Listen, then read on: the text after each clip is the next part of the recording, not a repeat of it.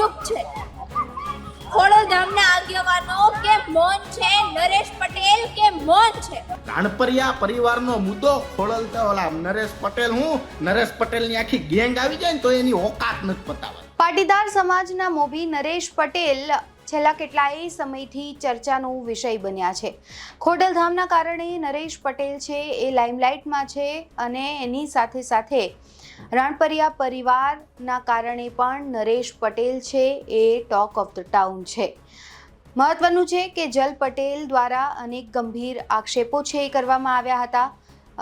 તેમનો પરિવાર છે ખોડલધામના દ્વાર પર પહોંચ્યો હતો. ત્યાં પ્રાણગણમાં હતા તેઓ અને ત્યાંથી તેમની અટકાયત કરવામાં આવી. પોલીસ આવી અને ઉપાડીને લઈ ગઈ અને આખો વિવાદનો મતપૂડો છે એ વધુ છંછેડાઈ ગયો. ત્યારે હવે આ મુદ્દા પર જલ પટેલે પણ પ્રતિક્રિયા આપી છે પોતાની. સોશિયલ મીડિયા પર તેમને વિડીયો અપલોડ કર્યો છે, ફેસબુક પર તેમને પોસ્ટ મૂકી છે અને આ સાથે જ ગંભીર આક્ષેપો છે એ કરવામાં આવી રહ્યા છે. આવો સાંભળીએ. મારું નામ જલ પટેલ છે. હું એક યુવા દીકરી છું અને આજે હું અહીં મા ખોડલધામના આંગણે ઊભી છું. પણ મારા મનમાં આક્રોશ અને ચિંતાનો મહાસાગર ઘૂમી રહ્યો છે. કાલે વહેલી સવારે બનીભાઈ ગજેરાને તેમના ઘરેથી ગેરકાયદેસર રીતે ઉઠાવી લેવામાં આવ્યા છે અને એ જ સાંજે મા ખોડલના આ પવિત્ર આંગણામાંથી મારા મમ્મી અને મારા આંટીની પોલીસે ગેરકાયદેસર રીતે અટકાયત કરી છે. અને આજે તો હદ જ વીતી આવી જ્યારે હું અને મારી બહેન માં ખોડલના દર્શન કરવા આવ્યા ત્યારે પોલીસે અમને દર્શન પણ ન કરવા દીધા અને એક સગીર દીકરીને તેના કુળદેવીના મંદિરમાં અને તે પણ માતાજીની મૂર્તિની સામેથી ગેરકાયદેસર રીતે અટકાયતમાં લઈ લીધી.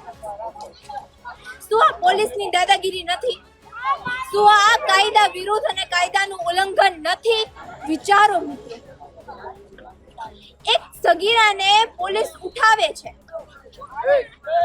અને તેના પરિવારને જાણ પણ નથી કરતી. આ કયા સંવિધાનનો કાયદો છે? પોલીસમાં આટલી હિંમત આવે છે ક્યાંથી?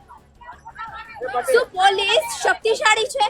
તો પોલીસ રાજનેતાઓની ગુલામીમાં એટલી ડૂબી ગઈ છે કે તેને કાયદાનો ભાન પણ નથી. આ માટે કોણ જવાબદાર છે? એક દીકરી સાથે આવું થઈ રહ્યું છે. ત્યારે હવે રાણપરિયા પરિવાર માટે બન્ની ગજેરા પણ સામે આવ્યા છે અને તેમને ગંભીર આક્ષેપો નરેશ પટેલ પર કર્યા છે. આ સાથે જ અનેક કચ્ચા ચિઠ્ઠા છે તે તેમને ખોલ્યા છે. બન્ની ગજેરા શું કહી રહ્યા છે, શું વિવાદાસ્પદ નિવેદન તેમને આપ્યું છે, સાંભળીએ. સૌરાષ્ટ્રનું કેન્દ્ર બિંદુ અત્યારે ખોડલધામ વિવાદમાં ચાલી રહ્યું છે. પણ આ બધાને એમ છે કે આ બધા બંનીઓ વિવાદ કરે છે. પણ આજે તમને સ્પષ્ટતા કરી દે એટલે તમને હું સમજાય કે આ કેટલા ખોટી ના છે. નરેશ પટેલની ગેંગ એક્ટિવ થઈ અને એમને એના સમર્થકો ઉતાર્યા બજારમાં. બરોબર? એ બજારના સમર્થકોને જવાબ આપી દે. જે એમ કહે છે ને કે બનિયાને જયેશ રાદડિયા પૈસા દે ને બનિયો બોલે છે, એને આપણે થોડુંક કહી દઈએ એટલે હું એને મજા આવે. જામનગરની વાત કરીએ તો રાણપરિયા પરિવાર ખોડલધામની અંદર આવીને બેઠો 12, 13, 14, 8, 7, 5 જેટલા દી બેઠો એટલા દી. બરોબર? એમાં જામનગરની અંદરથી એક પણ કોઈ પણ કેવા એવા માણસોને ત્યાં આવવા નહોતા દીધા. બરોબર? એનું મને તથ્ય જાણવા મળ્યું કે આ બાબતે નહીં, જામનગરના ત્રીજા શમશાનના મુદ્દે તમે જોજો ત્રણેય પાર્ટીમાંથી એક પણ પાર્ટી નહીં બોલે. ભારતીય જનતા પાર્ટીના લોકો તો ન જ બોલે, સરકારના માણસો રહ્યા, કોંગ્રેસ વાળા નહીં બોલે અને આમ આદમી વાળા નહીં બોલે. બરોબર? તમે જોજો આ બધાની ચકાસણી કરવામાં એવું જાણવા મળ્યું કે આ ત્રણેય પાર્ટીઓને ચૂંટણીમાં ફંડ પીકુભાઈ જામનગર વાળા કોંગ્રેસ વાળાઓને કહી દીધું કે ભાઈ રાણપરિયા પરિવાર ખોડલધામના કેમ્પસમાં બેઠો છે, સમાજની આબરૂ જાય છે અને આપણા પક્ષની આબરૂ જાય, તમે કોઈને જાતા નહીં. જામનગરમાંથી એક પણ કોંગ્રેસ વાળાને આવડાય નહીં, આવવા ન દીધા. બધું પહેલાથી જ પ્રી પ્લાનિંગ કરી દીધું. બરોબર? આમ પરેશ ધાનાણીને કહી દીધું જો ભાઈ ત્યાંથી તમારે કોઈને જવાનું નથી, તમારે આવવાનું, તમે સમાજના નેતા નથી, પક્ષના નેતા છો.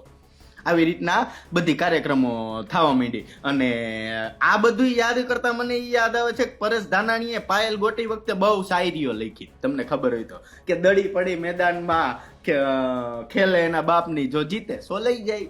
આવી બધી, આ તો ઉદાહરણ કહું, આવું એને લખ્યું નથી, પણ ઘણી બધી પટેલ સમાજને આક્રમક કરવા માટેની શાયરીઓ લખી હતી પાયલ ગોટી વખતે, કે ભાઈ સમાજ ભેગો થાવ, આ ખોટું છે ને આમ છે ને તેમ છે. તો રાણપરિયા પરિવારનો મુદ્દો આવ્યો ત્યારે પરેશભાઈ તમે ક્યાં વયા ગયા હતા? ત્યારે તો તમે એક પણ શાયરી નો લખી દીધી સમાજ માટે કે આ રાણપરિયા પરિવાર આતંકવાદી છે ને લંડનનો પરિવાર છે, એટલે કે પટેલ સમાજમાં આવતો જ નથી. સમાજને કેવું જોઈએ ને કે ભાઈ આમાં ખબર પડે કે આ સમાજનો મુદ્દો નહોતો, આ રાજકારણનો મુદ્દો હતો, અને અમરેલીમાં તમે કૌશિક વેકરિયા સામે રાજનીતિ કરવા ગયા હતા એટલે તમે સમાજને માથે લીધો, તો આ તમારે જાહેરાત કરવી પડે. તો કેમ ઈ જાહેરાત નથી કરતા? આ છાવણી ખોડલધામની અંદર નાખી તી પછી સમાજનો એક પણ મોટો નેતા ખોડિયારમાંના દર્શન કરવા ન આવ્યો. તમે જોજો હુકામે ચિત્રમાં ચીપટીમાં આવી જાય આપણે. ત્યાં આવે તો સ્વાભાવિક રીતે પટેલ પરિવાર બેઠો હોય તો છાવણી આવવું પડે ને, પણ ઈ કોઈ આવ્યા નહીં. મુદ્દો શું? તો કે ખોડલધામ મંદિરની અંદર માતાજીના મંદિરની અંદરથી 17 વર્ષની છોકરી અને 2 પટેલની બાયુની ધરપકડ થાય, આ મુદ્દો અહીંયા ખોડલધામ ચીપટીમાં આવ્યું.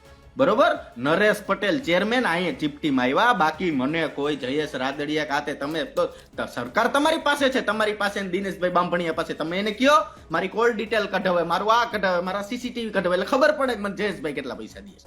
હાલી નીકળા સમાજને બધાને ગોટે ચડાવતા હરામ આવવી જોઈએ તમને. હર્ષ સંઘવી સાહેબ આવ્યા તો નરેશભાઈ કેવું જોઈએ ને કે ભાઈ જો ભાઈ આ રાણપરિયા પરિવાર એનો મુદ્દો લઈને આવ્યા છે, તમે જોવો અને તમે આમાં દાખવો અને તમે આ કરો ને, એ તો કઈ કર્યું જ નહીં.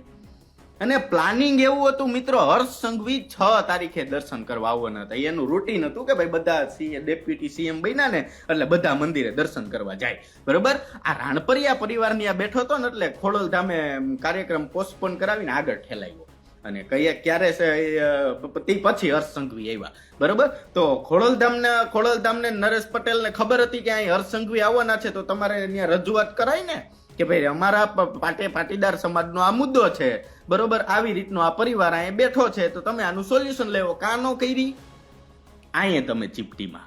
બરોબર, અને ઘણા લોકો એમ કહે છે કે સીધું ખોડલધામ ન જોવાય, તો છોકરા મુંજાય ને એટલે એના બાપ ને એની મા પાસે જ જાય.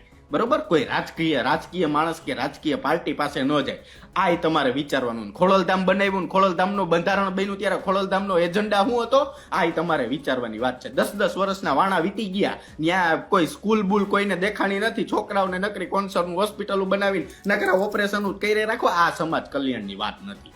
બરોબર, એક તમે અહીંયા ચીપટીમાં. અને હા, હજી એક વાર બહુ સ્પષ્ટપણે કહી દઉં છું, હું કોઈ પણ લોકોનો પર્સનલ વિરોધી નથી, હું મંદિરનો વિરોધી નથી, હું ઓનલી ફોર ખોડલધામ મંદિરના સંચાલકો, ચેરમેનો અને કાળી કુકરી કરતા આગેવાનોનો વિરોધ આજે છું, કાલે છું, પરમદી રહેવાનું. બરોબર, તમારા બધાયના ગોટાળાથી લેવા પટેલ સમાજ બદનામ થાય છે અને ખોડલધામ મંદિર આખું બદનામ થાય છે તમારા બધાયના લીધે. નરેશભાઈ પટેલ પાટીદાર સમાજ, લેવા પટેલ સમાજના જવાબદાર વ્યક્તિ છે. બરોબર, ખોડલધામના ચેરમેન છે, ખોડલધામના જવાબદાર વ્યક્તિ છે. સમાજને અહીંયા સમાજે અહીંયા ખંભે બેહારીને આ 75 લાખ માણા પ્રાણ પ્રતિષ્ઠા વખતે ભેગું કર્યું હતું, અને તઈ નરેશભાઈ ને અહીંયા બેહાર્યા. ક્યાં અહીંયા? તો નરેશભાઈ પાસે ન જાય, કેની પાસે? શામજી મૂળા પાસે જાય. શામજી મૂળા પાસે જઈને કઈક અમને તકલીફ છે એમ હાલી નીકળાઓ. નરેશભાઈ કહી દે રાજીનામું દઈ દે, એટલે આ જીવન નરેશભાઈ નામ લે 2 બાપ નો હોય. કહી દે રાજીનામું દઈ દો, તમારા સહન ન થતું હોય સમાજના બીજા આગેવાનો બે. કેટલી જો આ ખોડલધામની અંદર તમે ચૂંટણીઓ કરી, તમારા ટ્રસ્ટના નિયમ પ્રમાણે તમે ખોડલધામની અંદર કેટલી ચૂંટણી કરી અને કોને ચેરમેન ને કોને શું થયું બધું બહાર પાડો, પ્રેસ કોન્ફરન્સ કરો એટલે જનતાને ખબર પડે. કોમેન્ટો કરો, નવી તમારા સમર્થકો પોસ્ટ મૂકે કે નરેશભાઈ આ છે ને તે છે ને રાજકારણી નથી, હોદ્દા ઉપરથી રાજીનામું આપી દેવું જોઈએ, એટલે દૂધનું દૂધ ને પાણીનું પાણી થઈ જાય. પણ આ કોઈ સમજતું નથી સરકારને કોણ દબાવી શકે. અને આ ઈ બધાને ખબર છે, પણ એના બધાના ચીપટા સરકાર પાસે છે ને આપને કોઈ નથી ખબર. ઈ હું તમને અત્યારે કહું છું, સમજી ગયા? અને ખોડલધામ ટ્રસ્ટ બન્યું એનો એજન્ડા શું હતો, ઈ પ્રમાણે કામ થાય છે કે નહીં? ઈ કોઈ દી સમાજે પ્રશ્ન કર્યો કે ઈ કોઈ દી નરેશ પટેલે પ્રેસ કોન્ફરન્સ કરીને કીધું કે ભાઈ ખોડલધામની અંદર આમ આવી રીતનું આમ કઈ રાખ્યું? નરેશભાઈ પટેલ આ એક નાના પરિવારનો સવાલ નથી, જામનગરના 3 લાખ પટેલનો સવાલ છે. કેટલાનો? લેવા પટેલ 3 લાખ લેવા પટેલના ઘર છે, એમાં ધીમે ધીમે નોટિસો આવવાની ચાલુ થઈ ગઈ છે. તમે ખોડલધામમાંથી પ્રેસ કોન્ફરન્સ કરીને એમ કહી દો કે 3 લાખ પટેલોની જવાબદારી અમારી, એટલે અમે આ બધું કાર્યક્રમ બંધ કરી દઈએ. અમારે બીજા કોઈ માટે કાંઈ છે જ નહીં. તો એ 3 લાખ પટેલો 3 લાખ ખેડૂતોની જવાબદારી કેની? એના ઘર બર પડી જાય. સરકાર તો જવાબ નથી દેતી. રિલાયન્સ કંપની અને સરકાર બે એક છે. સાંભળો, ખરાબો તો જ રિલાયન્સ કંપનીને મળે, નકર ખરાબો રિલાયન્સ કંપનીને ન મળે. સરકારની મિલી ભગત ન હોય તો બે એક છે. તો આ લોકો, આ ખેડૂતો, જામનગરના 3 લાખ પટેલોને કે અન્ય તમામને ખેડૂતોને પ્રોટેક્શન કોણ પૂરું પાડશે? રાણપરિયા પરિવારને કાગવડથી ઉપાડી ગઈ, એનું જવાબદાર કોણ? સમાજની સંસ્થાનું ટ્રસ્ટ છે, સમાજની સંસ્થા છે ત્યાં ખોડલધામ કાગવડ, બરોબર? એના પટાંગણમાંથી એના પાર્કિંગમાંથી પોલીસ વાળા ઉઠાવી જાય, બરોબર? તો એનું જવાબદાર કોણ? સમાજ કે સમાજના ચેરમેન? ખોડિયાર માના મંદિરે બેઠેલા રાણપરિયા પરિવારને પોલીસ ઉઠાવી ગઈ. કયા કારણોસર ઉઠાવી ગઈ? ઈ કાર્યક્રમ ચાલે, હજી બધા ગોતે છે. તો કે ખોડલધામ લેટર પેડે લખીને દીધું કે અહીંયા 2 પરિવાર બાંધે છે, આને તમે અહીંથી લઈ જાઓ.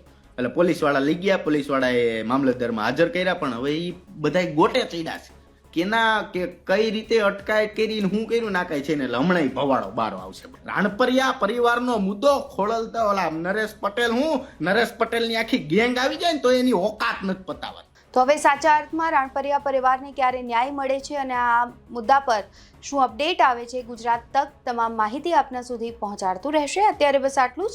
ફરી મળીશું. નમસ્કાર.